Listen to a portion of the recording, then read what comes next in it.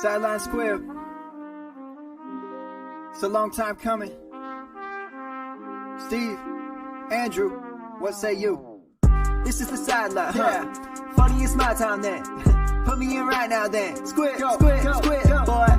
This is the sideline, Funny, it's my time then. Yeah. Put me in right now then. Squib, boy. This is the Squib, info stick up to your ribs. Chips be coming with that dip. Go ahead, put it to your lips. My oh my, that is delish. Victory gon' taste like this. Y'all bought that big old boat, but these boys built you a bridge. Sit down and take notes. If you want you a trophy.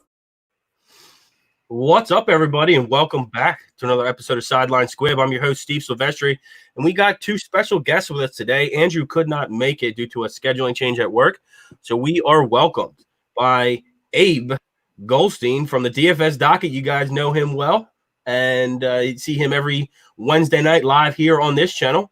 Followed with a new guest to the show, Justin Stevens from Toilet to Titles. Justin, how are you?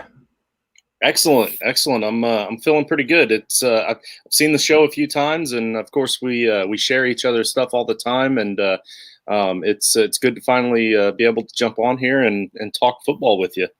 Oh yeah, man, I absolutely love it. I'm digging the fireplace in the background. It's nice, nice little setting you have going on here. Obviously, you guys can hear I sound a little whatever. I have a stuffy nose, no fever, nothing like that. No one has to be afraid, but just under the weather. Abe, how you making out? You still awake? I see. Barely, bro. Barely. You guys do this stuff so late at night. Like Justin said, he's getting some coffee up. I'm like, I had to take a pre-show nap. Like, can we do this on like some adult time? Like, I don't know, like 8 p.m. Eastern or like as late as 9. Like it's 10:30. It's like fantasy football after dark. It is. That's what we try to do. We're in the late night grind. A lot of people get out. The biggest thing with us is, the people that listen. Andrew and I both work overnight, and then we both have kids that are. I mean, mine just turned 2, and his is even younger. So it was to the point where, if we did it any earlier, then we got the I guess you can't see my quotes, the talk of why we're doing podcasts and we're supposed to be putting the babies to sleep. So we made sure that we handled the things at home first before we moved on to fantasy football, which seems to have been working out. It is late sometimes, and getting guests is tough, but hopefully we can find another schedule that works for everybody and move on from there. First and foremost, obviously, like to thank all of our sponsors out there: Trophy Smack, Dynasty Owner, Thrive, and Prize Picks for everything they do. You guys can find everything in the comments below, or swing over to our website, www.sidelinesquib.com, for more information on all of those. But guys, I want to jump in a little bit about playoffs. It's week 13 now in the fantasy playoffs, or week 13 now in the season. And this is it. Like, we're finally here. The playoffs is here. Where do you guys stand? Justin, let's start with you. How many teams you have in the playoffs, and kind of how do you prep yourself for the next upcoming weeks? That's a rough question. Honestly, I'm in over 20 leagues where I have to actually set a lineup every week. So to say where am I at, I'm definitely in the playoffs. Yeah. And I'm definitely not in the playoffs. So I would have to say that I feel like I'm locked into the playoffs in at least 60% of my leagues. I have a few leagues where it's going to be really interesting this week. But of course, we always have that one league, and I will say that I'm proud to say that my main league that I focus most of my energy on every year is the league that I run with my buddies, and we have built that thing to a point where we have 7 teams that have a mathematical chance of having the number 1 seed. The number you guys are pretty tight. Yeah, it's That's a good league. That's a good great group. It's really tough.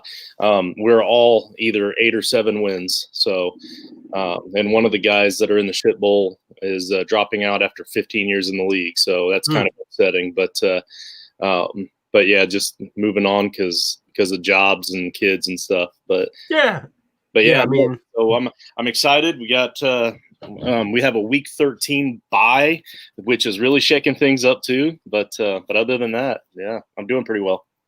Yeah, I mean, it's absolutely crazy with everything going on, and still with the COVID scares and everything that's happened. You really don't know who's going to play on a week-to-week basis. I mean, even a day-to-day basis. I know for myself, much like many, you have your Thursday where you set your initial lineup, make sure you have, players that play Thursday are in, whatnot, move your flex guys around. And then Saturday, I kind of go through all the leagues again because, like you said, there's so many leagues to keep track of. You just kind of have to have some sort of schedule to make sure that you set all your lineups and you're not that guy who leaves someone on the IR or someone on a bye week. And then Sunday morning, usually it's just like a quick spot check. And now it's like you're almost doing the process fully every Sunday on top of all your DFS and everything else. Abe, where are you at? How are you making out?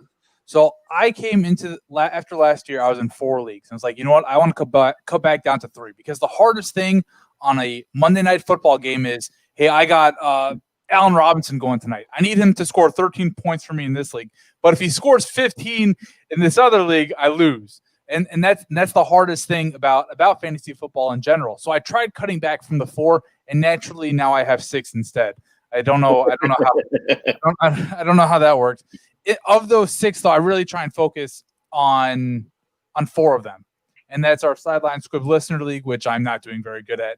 And then I have my home league that, Justin, it's similar to yours, where it's a 10-team, 2-quarterback. It's a very odd. The rules are kind of weird in it, but basically 2-quarterback, 10-team league that the 9 and 10 teams are out. 1 through 8 has a legitimate shot at making the playoffs. Only the top 4 make the playoffs, and everyone's between 8 and 6 wins. So everybody has a chance there, which makes every game interesting. So yeah.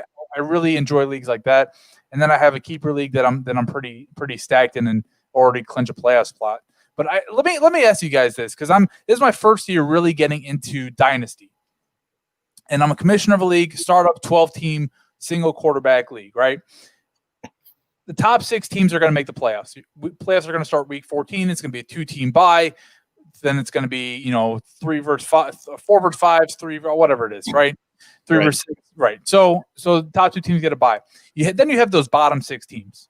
And for a lot of the guys in this league, we're new to Dynasty. We're starting it out. So you have the teams at the bottom, a couple of guys that didn't care. They just stopped setting their lineups. I kicked them out. I said, screw you. You're not going to pay attention. You're done. I got a quick trip. I'm from New York City. I got a quick, I'm done with it. So I got 2 other guys who came in and have been incredibly active with it, which is awesome. But they have been, and one in particular has been in complete tank mode. He goes, my team sucks. I'm going to try and go get the first overall pick for next year, and I'll build it up. Made a bunch of trades, got a couple extra first-round picks. Great. What the problem is, though, is that he's playing against a team that's right now on the playoff bubble. So by him basically tanking, and the rules I set are you can't have guys on bye, you can't have guys injured in the lineup. It has to be somebody active. If you're going to start with Gurley healthy, Benny Hill, it is what it is, right? Or Ito Smith or anybody like that. But they're active, they're playing. Jeremy Guyton got into a couple lineups this week. What about a guy that's clearly not going to play, like a backup quarterback, but he's active? It hasn't been like fully explained for something like that, but there aren't any like real backup quarterbacks that are really rostered, unless you want to consider like a Jalen Hurts or a Jameis Winston that might be rostered. I haven't really thought fully through that. My thought, though, was going forward towards next year. Now, obviously, I can't change the rules now, but going forward towards next year, changing the rules where the team that finishes 7th overall now gets the first overall pick.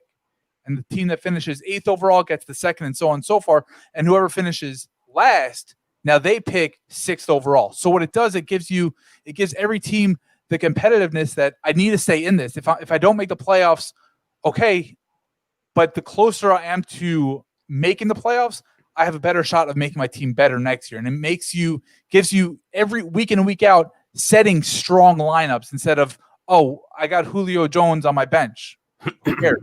I got even though he might not play, but I got Mahomes on my team, even though I'm 0-8. I'm just going to bench him the rest of the season, type of thing. Yeah, it's definitely a good solution. A lot of leagues do that. I will say, my co-host at Coach Sheps, he he has something with his dynasty leagues where if you don't make it into the main tournament and you are in the consolation tournament, then if you win the consolation tournament, then you get the 113 pick. It's just an extra pick that they give. Like, so you're going to have your normal 12 picks in the first round, and then there's this 13th pick that's only in the first round. It's not in all the other rounds. But if you win that consolation tournament, then you get an extra first round pick that starts before the second round. So that's kind of an added thing. For my home league, that's a redraft that I was just talking about. I've kicked around the idea. I think next year I'm going to start doing rewards to certain positions for guys that get put out in a certain point in the league. So like, we have a 12-team league, 8 make the playoffs. So that's why it's a lot more active, because you have a better chance of making the playoffs. But once you're put out in that first round, that's when a lot of times guys give up, which in the playoffs, it doesn't seem like it would really matter. But we play for other things like most points scored on the season, most points scored against. You get a reward because it's a big money league. So we pay out to a lot of different things. So one guy sitting out for the last 2 weeks can affect everything. So I've thought about something like if you're one of the first put out in the playoffs and you get 5th place, you get to decide after the draft next year what the divisions are going to be. Like, you get to look at the draft board and determine who you want your 2 teams in your division to be. And like just certain things like that, rewards to go to people to keep trying. It's a little different in redraft, but you could probably make something like that work in Dynasty as well. So in my home league's a redraft league also, and that's the 2-quarterback league I was talking to you about before. Right.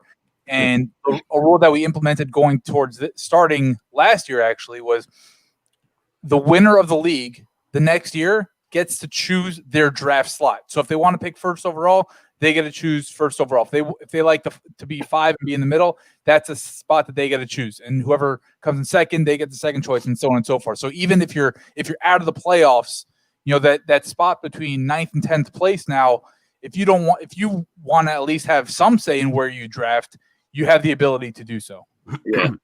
Yeah. My opinion on this is, in personal, I guess, examples, I feel like dynasty leagues are a little bit more active later in the season than some redraft leagues, because if you're out in redraft, you're out. There's nothing to compensate you after that. But as far as dynasty, I think there's a few ways that what you talked about trying to make, what was it, the start the 7th pick, and what if that team's actually bad? You know, now he's getting penalized to be this, you know, the 10th pick when he's the worst league in the team, even though he's sending his lineup in that much. Now, obviously, I think as a commissioner, you have to monitor who's, to an extent, who's getting played, who's starting. You know, I understand, in quotes, the tanking aspect of it. I don't think anyone should tank.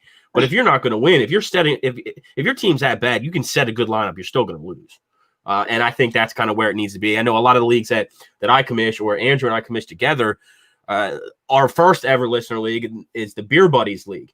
And we always try, and just as an example, it's kind of what we do, as no matter what your record is, every single week, whoever has the high score gets a shipment of beer from a local brewery of whoever's week it is to owe beer that week. So it's just something that pays out for you to keep going. And then I'm in a league where even if you're not in the playoffs, if you get high score, you get $20 that week or something like that. You take it off the top of the pot, but every single week there's a payout. So even when you're not in the playoffs, you can still get high score and make some of your money back. Just that little bit of an incentive to keep you going. But I think there are people that are going to tank out there, and it's a strategy, I guess, but they have to do it correctly. They have to do it adequately, in a way where they still need to start a good lineup.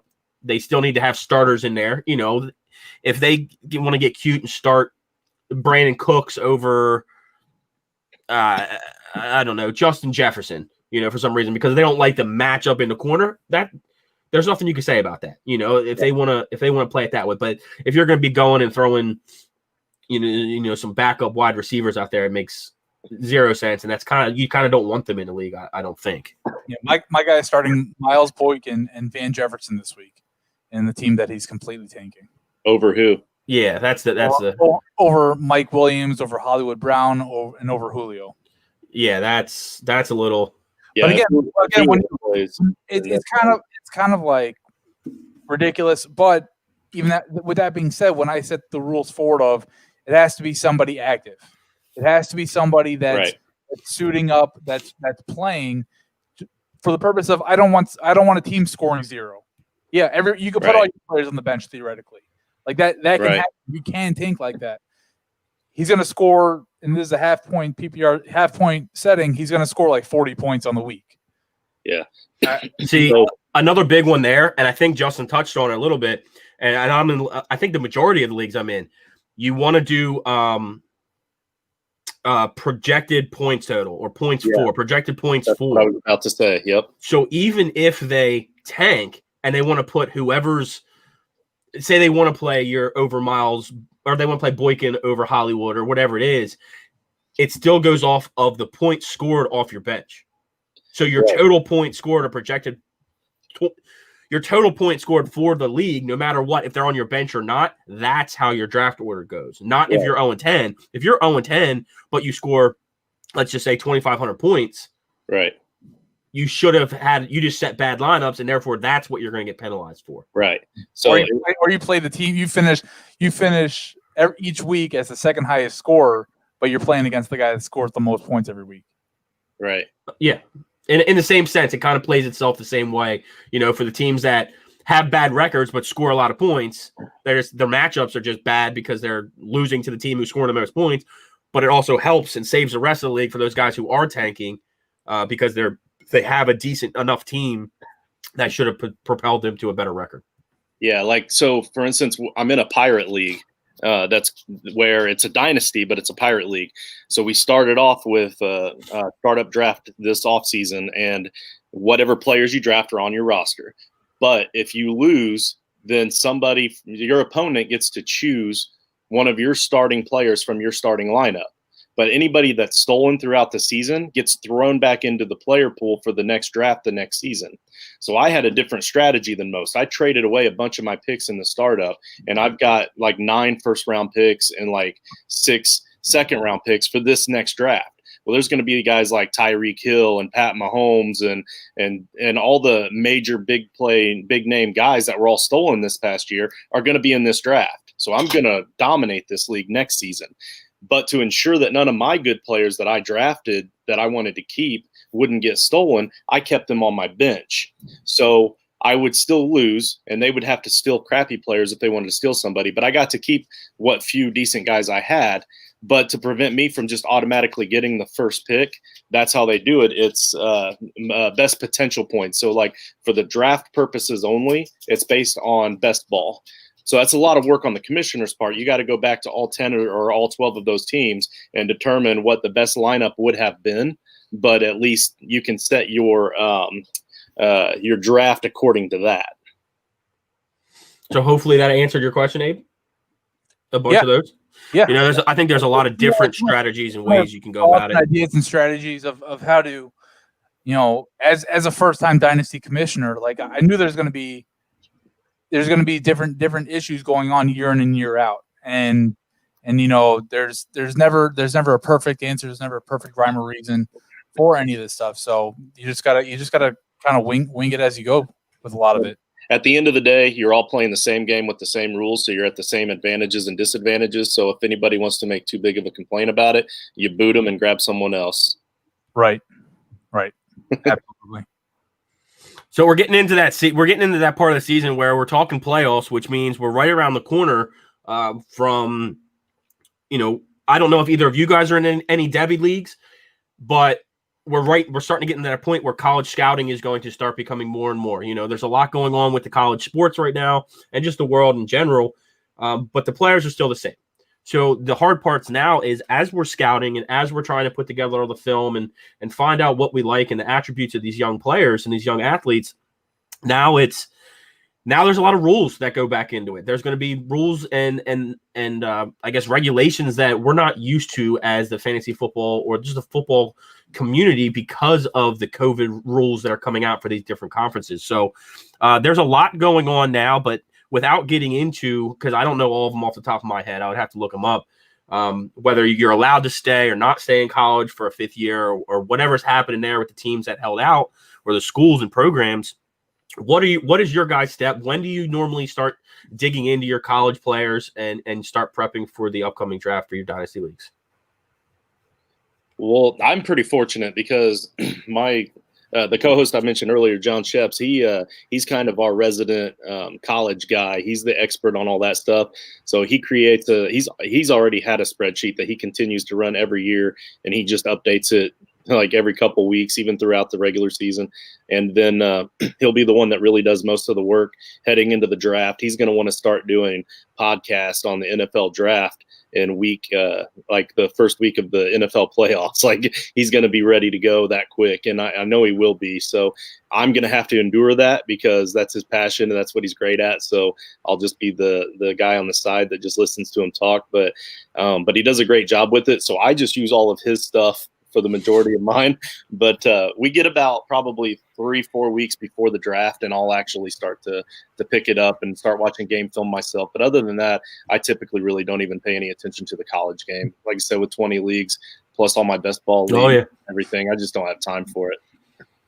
Yeah, I'd like to say that I usually start when my NFL team is mathematically out of it, and being a Jets fan, that's usually week 2.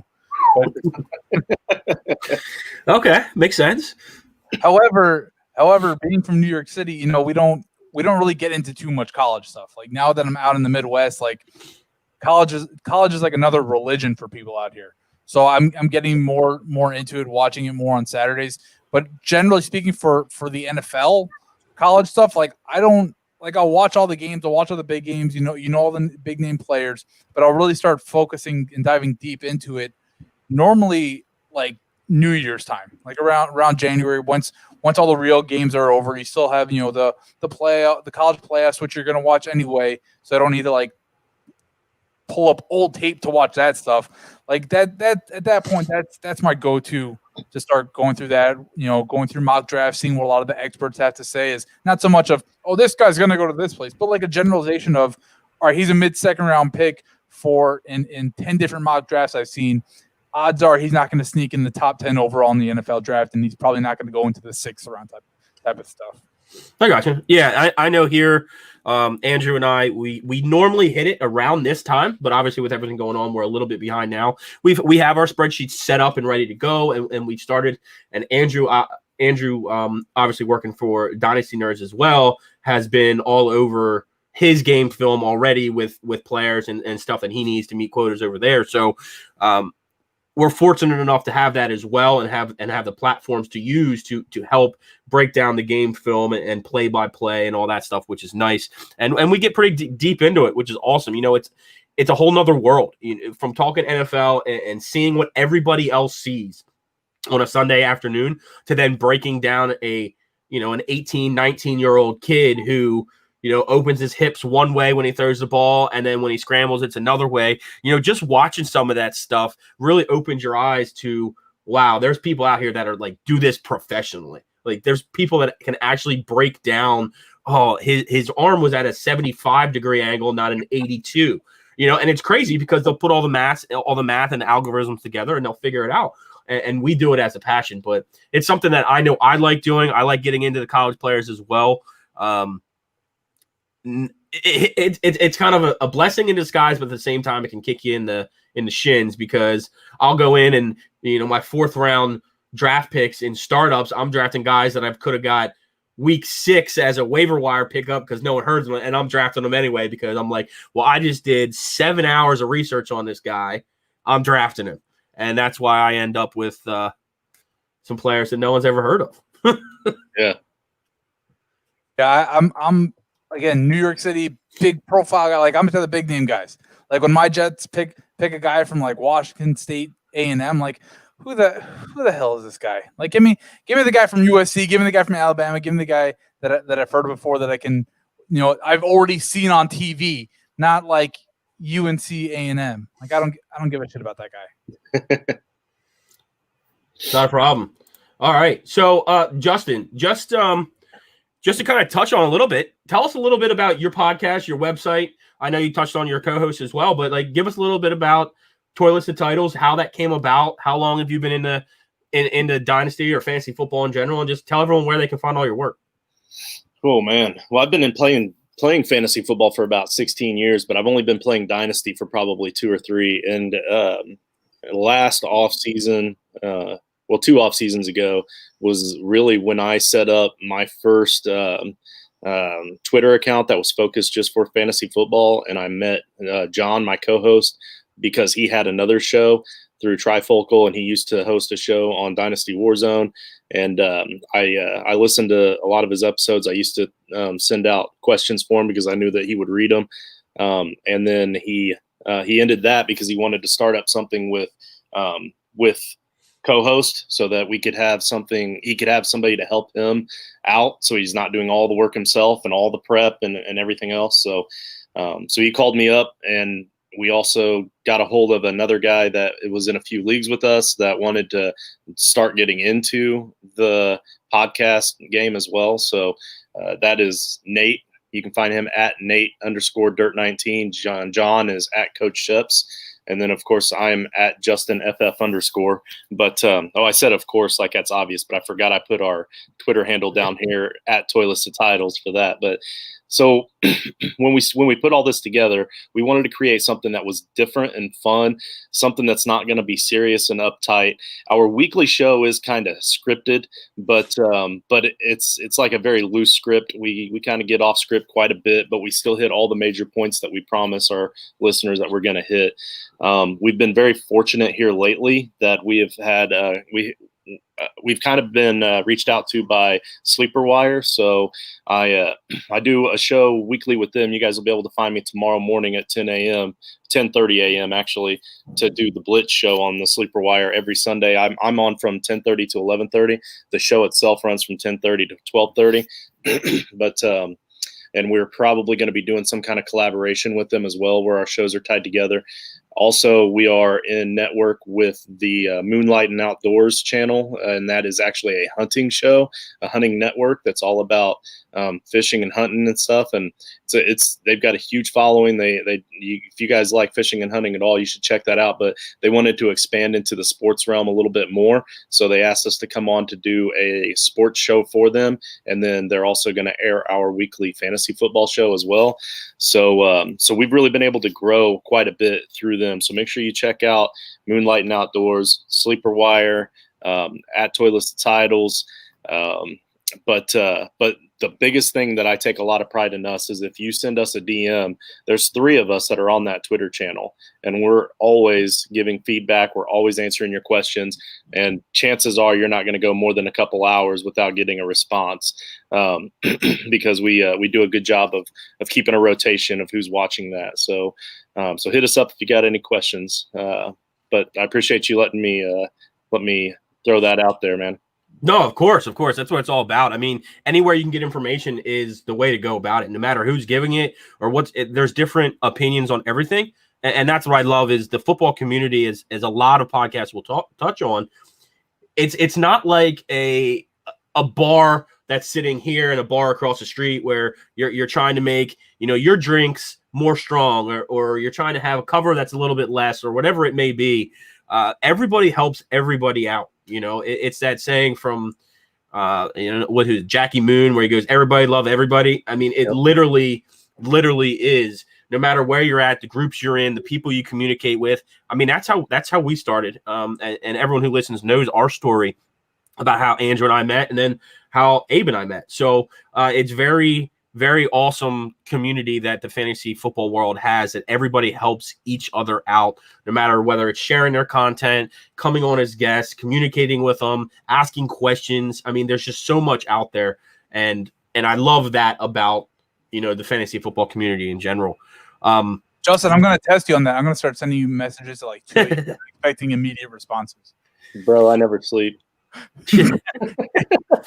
Wait till you find out what I do for a living. I never sleep. Hey, 10:30 at night, and I'm drinking coffee, and I got to be on a show at 10:30 in the morning. So I can get called into work at any minute now. If you get called into work, that's not a good thing now. So, so my wife's giving me the stink eye right now because she knows I kind of lied to you guys. I do sleep. Well, Abe, obviously, you got the DFS docket. Feel free. Go ahead and tell them what you and Josh do. Yeah, we give the world's greatest DFS lineups week in and week out, as told by my 9-year-old son who who has made me an award. It's sitting on my refrigerator that we are the greatest DFS show in the land. So if he says it, there's no reason to believe that it's not true because 9-year-olds know everything. So yeah, we give the best DFS information out there. We're going through lineups. We're going through, we give our stacks of the week. We get you, and most importantly, my favorite part of doing the show is the big name guys, the big price guys to stay the hell away from.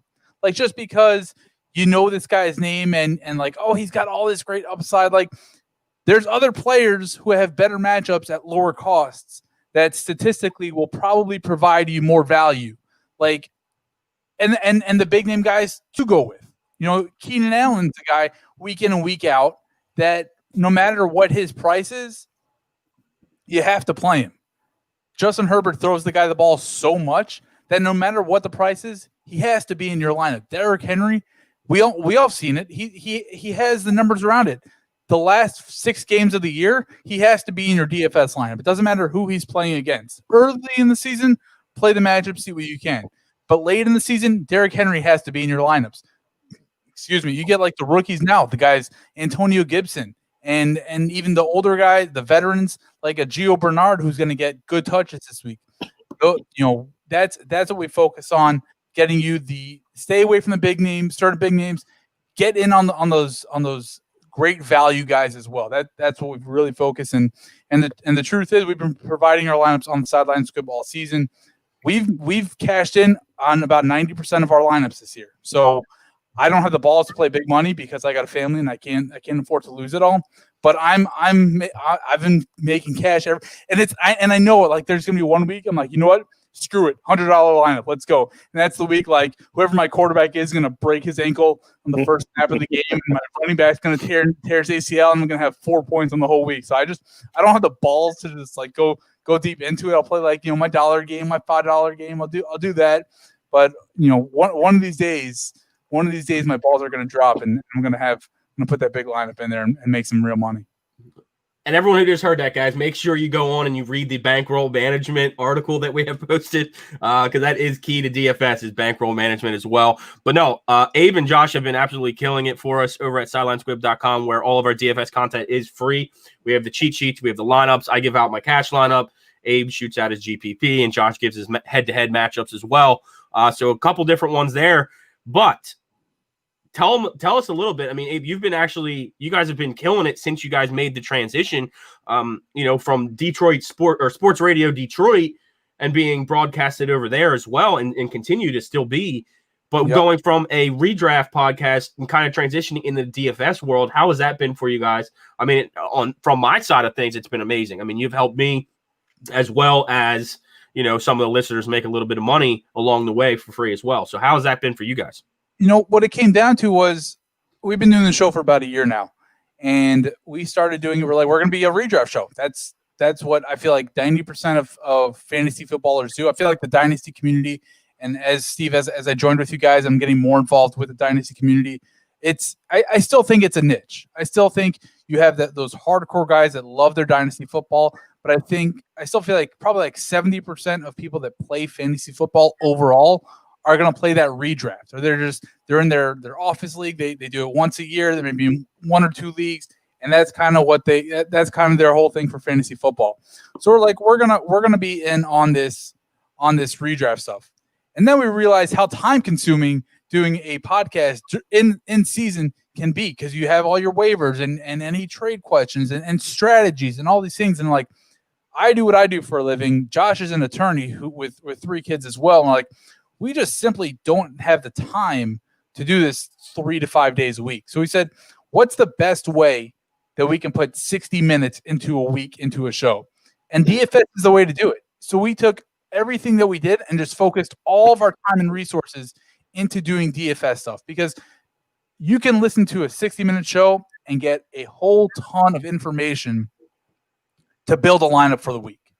And from there, and it's just week in and week out, learning more and learning more and learning more, and realizing this guy works, this guy doesn't. And I am the absolute first person to eat my shit. Like, if I screw up on something, like I was all in on Mike Gesicki this year. Like, that was my absolute 100% guy that I said he's going to end up next year when we do redraft. It's going to be Kelsey. It's going to be Kittle. It's going to be Gesicki. And I was so fucking wrong about it. But that's okay. I'm okay eating my shit. At the same time, when I'm right, you won't stop hearing the end of it. I picked Aaron Rodgers as my hot take early season MVP, and even to this point, I think I was still pretty spot on about it. But the DFS stuff, you can pack that into 1 week, into 1 hour, and you don't need to put all your time and resources into focusing for your whole redraft. We still take questions, we still take trade questions, start sit questions, all that kind of stuff. We have a large and loyal fan base, and we're so appreciative, and as everyone in the fantasy community is. Steve, you kind of mentioned how it is a family, and we're all here to help each other. At the same time, there just aren't enough hours in the day for everybody to listen to every podcast that's out there. It's just physically impossible. So we appreciate, as everyone does, every listener that comes our way. And so we're just like you just said, Justin, every question that comes to us, we're going to answer. We're going to do everything we can to answer it, because getting people to listen, you call them fans. I mean, we're just three Joes talking football that decided to, hey, let me just plug something in and see if anyone wants to listen to me. It's the same thing that anybody else does. They just feel like they don't have the time, or they might not think that they have the knowledge to do so. Let's be real about it. Everyone out there has the same capabilities that any of us do. Just to sit back, look up our stats, watch the tape, review what we're reviewing, and come up with these same theories that we are. So I got completely sidetracked to the question of redraft versus DFS, but but that's a DFS is, and for the most part. You can put a lot into a short time span in order to listen to it for an hour. There's a big debate. Steve, you and I have had this debate of podcasts versus written articles. I don't like written articles for the simple purpose of I don't have the 10 minutes to sit and read it. I much rather plug it in my car while I'm driving around, or if I'm going to work for a half hour and just listen to it in my car while I'm driving. That's me. I'm not everybody. I don't know if I'm the majority. I don't know if I'm the minority, but I know that's me. So I love doing the hour-long show. It gives people that 60 minutes, whether it's your car ride into work, to and from, whatever it is, that opportunity just to pack a lot of information, and then it wins you money. And then my whole thing is, if I win you money, I just want you to give some back to me. I think that's fair. Yeah. No, my biggest thing with the articles to podcasts is more or less just that visual effect. And like you said, you're in your car for work a lot more than other people may be, whereas I am never in my car. I am very, very rarely in my car, and if I am, it's to work and from work, and even that's not long enough, or I have the kids in there and I'm watching Disney something. I'm listening to Moana sing her way through. But with everything going on too as well, and I've talked to multiple podcasters around the community and outside the community, just anyone who talks or streams anything, and all the numbers and whatnot are just down, because pretty much like what you talked about, with everyone being at home during this pandemic, less people are driving to work, which means less people have that time to, even if it's a half hour that they're going to listen to the show and a half hour they're going to finish the rest of it on the way home, they don't have that time because they're working from home. They don't have that time to sit there and listen to a podcast for an hour or whatnot. But that being said, we were going to try to cut this one short a little bit. Is there anything else you guys wanted to kind of touch on? I know this is week 13 at this point. We're kind of in the transition of fantasy football playoffs and prepping for next season's dynasty drafts and rookie drafts. Anything else you guys want to add or touch on tonight? Yeah, sure. Actually, I've got an example that I had pulled up here that I wanted to discuss with you guys. So I'm in a league right now where I have to win this week to make the playoffs, and I have my starting lineup set. It is it's a dynasty league. So what I'm doing, since I have to win this week, I've got my starting lineup set. I know who I'm starting. If I win, I'm in, which is great. If I lose, I got to consider the dynasty aspect, who I'm keeping, it's only an 8-team league, and it's like a partial dynasty, partial keeper. You can keep like half of your team though, so it's kind of a dynasty from that aspect. And of course, right now I'm trying to stall because my computer is freezing up on me all of a sudden. But so what I went and did today, I went out and I picked up guys like Saquon Barkley, who was dropped because of the situation. Another team that's win and you're in, and they felt like they needed to drop Saquon after holding them all season. I went out and picked him up, so I'm going to be able to keep him next season now. So that's something that you got to think about if you are on the verge. But I made like 3 or 4 transactions today with that league, and I'm so mad that it's not coming up right now. I hope I'm not stalling on you guys. Can you hear me? Yeah, no, I can hear. Okay. But you get the idea, though. It's just something to consider. Once you're mathematically eliminated or you're close to it like that, it's trying to plan for the future is key for next season.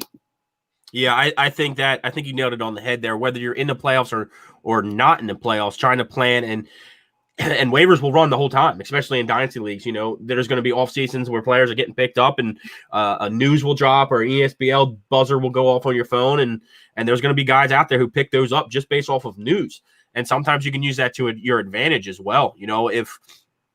If I don't know, Donovan Peoples-Jones, is sitting out there on waivers and OBJ gets traded and Jarvis Landry hangs it up for whatever reason, you're going to hear something. He's going to be number 1 pick. It's going to just – and that's kind of where you have to set yourself up for success throughout the season, whether you're in the playoffs or not. Hopefully you can get that up and we can kind of go over the I got it. Awesome. What do you got for us? So here are the 4 guys I picked up today, and I'll tell you who I dropped. But remember, it's an 8-team league. So the guys I've dropped, some of them are actually pretty solid, but for who I got in return, it's unbelievable, the guys that were dropped this week. So Marlon Humphrey was dropped. I dropped Janoris Jenkins to pick him up. So is it a full IDP or single defense? So you play 1 secondary, 1 linebacker, and 1 defensive lineman. So you only start 3. But Marlon Humphrey was, I believe, the for the secondary category, like the 3rd overall guy in the league for points per game. So I dropped Janoris Jenkins to get him. I dropped Le'Veon Bell, who was my RB6 since 8-team league, and my RB6 to pick up Saquon Barkley. That way, next season I can keep Barkley. Barkley might score more points this year, also. Than Le'Veon. Yeah, exactly. I dropped Cam Newton today. He's my QB3. I picked up Dak Prescott today, who was just sitting out there. So I'm assuming that, and he wasn't out there last week. So I'm assuming that's another one where somebody had to win this week. They're panicking. They're only playing for the playoffs at this point, and they're getting rid of anybody that's not scoring them points. Fine. Whatever your strategy is, that's great. I'm going to pick him up for next year. And then I dropped Antonio Brown, who was my wide receiver 7, to pick up Devin White, who is currently the number 1 linebacker in this league in points per game. Yep. So again, these are all moves planning for next season, and all the guys that I dropped were bench players for me to pick up guys that are going to be starters for me next season. Yeah, I do like that. I like that strategy a lot, actually, because let's say the highest stake that I'm in is actually a baseball league, and it's one that I'm very passionate about. I was a college baseball player back in the day, and baseball is my passion, but I just can't do too many leagues of baseball because you just get wrapped up in it. So I'm in one league, and it's my highest stake that I have, and it's pretty similar to same. It's not a dynasty league, but it's a keeper league, and you can only keep players that you drafted that previous season. So you can only keep a player a maximum of 2 years. That way it keeps rolling and cycling, but it's an auction league as well. So there's a lot that goes into it. But that being said, I like that strategy a lot because it's sort of along the same lines of what I would do in that league where the year Starling Marte was suspended, obviously there's no bench in this league either. So someone doesn't want him sitting in their lineup. They drop him. I wasn't doing hot that well. I picked him up, and then I get him at the base minimum of $10 the next season, which is extremely low. So I think that's sort of along the same realms as this. Even though Dak and Saquon aren't going to be playing the remainder of this year, even if they come back, 100% healthy by week 4, which could potentially be earlier than that at this point, Right. You're still getting a solid 8 weeks out of them at minimum cost, basically free, who would be top players, which I love that strategy. And I think a lot of owners need to, prep and start thinking about that now if they haven't already. So I just wanted to give, as you prep for the playoffs, a couple teams that you should focus on taking players from. Both of the Los Angeles teams, the Chargers they're in Vegas week 15. They're whoa. Home to Bro, I'm a Jets fan. Your Raiders, who by the way, good luck tomorrow without Josh Jacobs. Now you're only going to win by 35. All right. Oh, this is the real reason why you record at 10:30 at night. Because like I said before the show, it's prime time out there in Vegas, and that is the crowd that you're searching for. Yep. And we hope for all my New York Jets fans to be long asleep at this point. Although the city never sleeps. So for the Chargers, they're in Vegas week 15, home to Denver week 16. The Rams are at the Jets week 15, at Seattle week 16, and then the Browns are at the Giants and at the Jets week 15 and 16. If there's, I'm sure all trade deadlines have passed, but if there's guys to pick up, Josh Reynolds type of players, or even Rashard Higgins type of players, guys on those teams, pick them up now, stash them, because when it comes to playoff, semifinal, championship week, and you have DeAndre Hopkins who tests positive for COVID, or something like that happens, and you're in a pinch, you have a guy with great matchups that you can slot into your lineup and potentially feel no ill effects of it. See, I'm in that situation now where I know for my teams, this is the point of the season where I start stacking up rookies that didn't get playing time, drop them to the taxi squad if there's spots available, and then wait for roster expansion and just try to move them for draft picks over the summer, whether they're going to play or not. And that's something, again, it's all strategy, and everyone has their different sides of things, but you can go out there and get some players that maybe wasn't top notch this season, or didn't get the playing time at all, and then you can go out and get them cheap, move them like Darrington Evans is probably on nobody's roster, or if he is, he's sitting on somebody's taxi roster anyway. But that's someone, if he is on the waiver wire or free, go pick him up, you stash him on your taxi. Derrick Henry rolls his ankle in the summer, and you can move him for a third. You know what I mean? It's almost free draft picks, and that's where I'm at in this scenario. Steve, I'm going to make you really upset. I'm going to make you so upset because in my one dynasty league, I dropped Brian Edwards this week for Josh Gordon. Well, that's ridiculous. Dynasty? Yeah. That's not even. Now, mind you, I have a really, really deep team, and I was like everybody else, all in on Brian Edwards this year. A lot of people were, and he's shown zero. Like, not even a glimpse. I'm not a Henry Ruggs fan. Ruggs has shown a blip on the radar every now and then. Taking the bias away from being Vegas, it still doesn't make sense to me in a dynasty league. Josh Gordon may or may not play. If he is, he's still going to be battling against DK, Tyler Lockett, and David Moore, who's been having a decent season. So he's got to sneak in there. He might be a boomer bust, maybe, but then what? When's So here's how I see it. I see it as, can Josh Gordon by next year, if he's there, slot into my starting lineup at any point? And I think the answer to that question is yes. Based off what we've seen this year, can Brian Edwards, are you comfortable with him in your starting lineup at any point whatsoever going into next year? If I'm going to look at it now, no, but that's what taxi squads are for in Dynasty, I think.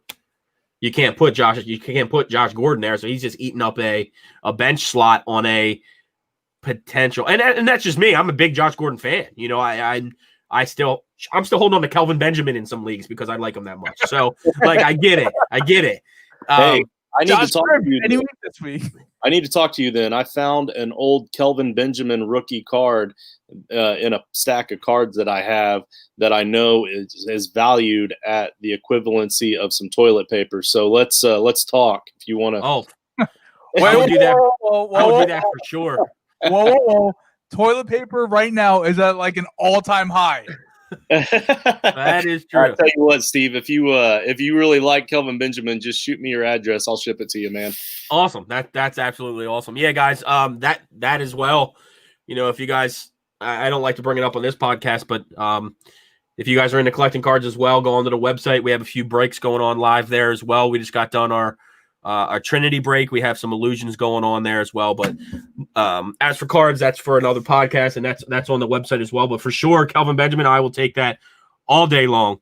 We're getting up to about that hour mark. You guys, Abe, how about you start us off? Let everyone know kind of where they can find your work, and we'll pass it over to Justin then. Yeah, I don't work because I'm lazy, but come over, check us out at DFS_docket on Twitter. We're on sportsradiodetroit.com, and as always on sidelinesquib.com. So just come out, have a good time with us. We do have a lot of fun. We are very clean cut. You have a cop and a lawyer, so what can ever go wrong over there? Oh boy, I heard you there, and I appreciate that because I love. And I know you liked it, but the DFS docket kind of worked in perfect there to bring it the cop and the lawyer together to talk fantasy football. Justin, go ahead and give yourself your outs, and I'll close us out.